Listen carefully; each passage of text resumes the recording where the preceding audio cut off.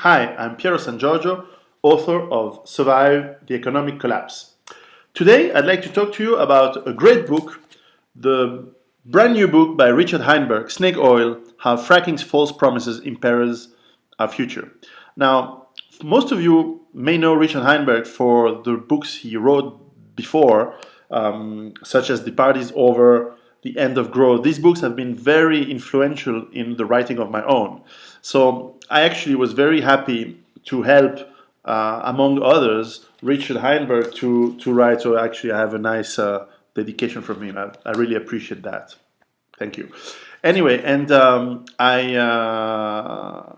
was looking for a book such as this one for a while. As you know, there's been a lot of claims over the last few years from the oil and gas industry that peak oil is not a reality and that there's going to be huge reserves, easy to get, and that we're going to flow into oil and gas for almost forever, for years and years, and therefore we are going to have at least that part of the economy still going strong. Now, we start to gather a lot of data, a lot of info on the fact that most of these claims are not correct and not true. And in fact, in some cases, they are a scam to lure investors into that industry to make a quick buck in and out, and that bubble is about to burst. However, if you and I are probably aware, unfortunately, a lot of people either are in denial or are believing journalists who repeated, either from laziness or ignorance, or sometimes because they're both, they repeated the information from the industries.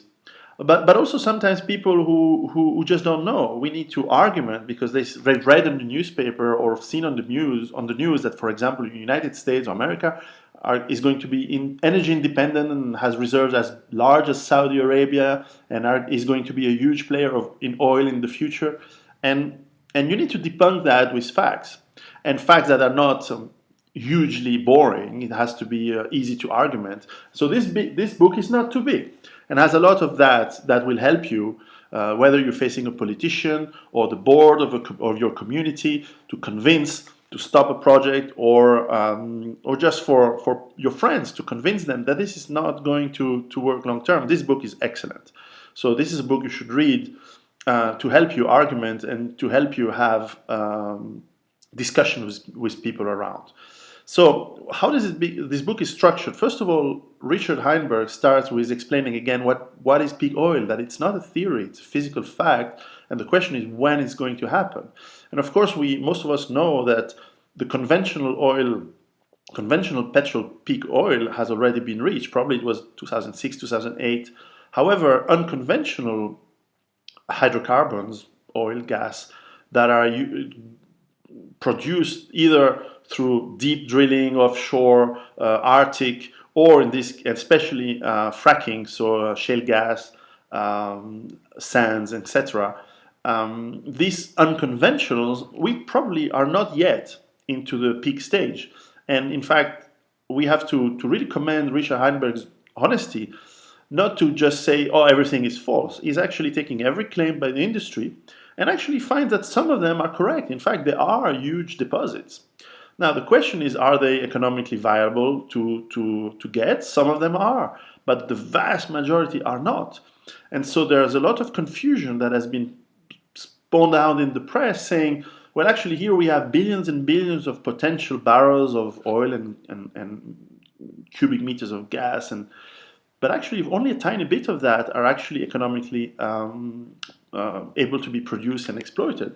And so he goes into explaining the technologies that are behind all of that, and then also explains in great length the concept of energy return on energy invested, the EROEI, which I also speak in my book, that after a while, no matter how much oil there is, if it's too deep, too hard to get, you won't be able to get it. You will expend too much energy to get that energy. And if you need to spend a barrel of oil to get a barrel of oil, you won't do it. It doesn't make sense. So he's explaining that. So in fact, he's debunking this bubble to what it really is. And I was actually surprised to see that, in fact, this fracking and these oil and shale gas plays So he's of course explaining the Bakken fields, the Marcellus, and he's describing really all of them, most of them in America. In fact, these have given us a few years of consumption, of oil consumption, and they are giving us a few years of time before the effects of peak oil start to really hit our economy.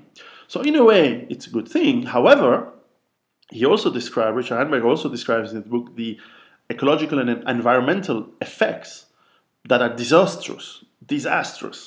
Not only does it cost a lot of money, but the destruction of the land, the destruction of the earth, the pollution of the water is just incredible. And so you need this kind of data to go to your politicians, to go to your local communities, and explain to them why we should not let easily these technologies and these new plays come in our places. I know that in Europe, in the UK, there's been a lot of debate on that, and we have to stop that.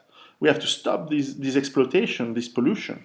We also have to do this in Poland, in France, in Germany. We have to, and all over the world, we have to be very careful because the data has to be accurate, and we have to factor the cost, the environmental cost, not so much as a civilizational point of view. This is probably the point where I always differ with people like Richard Heinberg, who conclude the book saying we need to change the world. Yeah, sure, but what if we don't? If we can't do that, or if we don't manage, we need to be ready ourselves for the things that is coming, which is going to be super tough and super hard on all of us. And we will not save everybody. However, he's right that while we can, at the same time, we should try to convince politicians, to lobby, to stop this disastrous economy that is going to destroy even further the environment, pollute. He's explaining very well how water pollution is disastrous, how heavy metals and toxic material ends up in the water, ends up in the soil, and that we're already starting to see animals that have incredible problems, death, birth defects, and of course it will happen to humans as well living in those areas. So we have to be very, very careful with this industry, and that is why this kind of book helps you to give the arguments, to talk, to show data, to show fact, to debunk false accusation, false premise, or simply debunk ignorant, well, create jobs. Yeah, but create jobs, but it kill you, and you lose money. It's not a good economic prospect. So you need to really see this book, and it's a really book that everyone who's interested about oil, peak oil, but also shale gas, fracking should read, because it gives you in a very quick, it's about 160 pages, it gives you really the arguments to be able to talk with some knowledge, and it's very simple, easy to read, and well written as usual.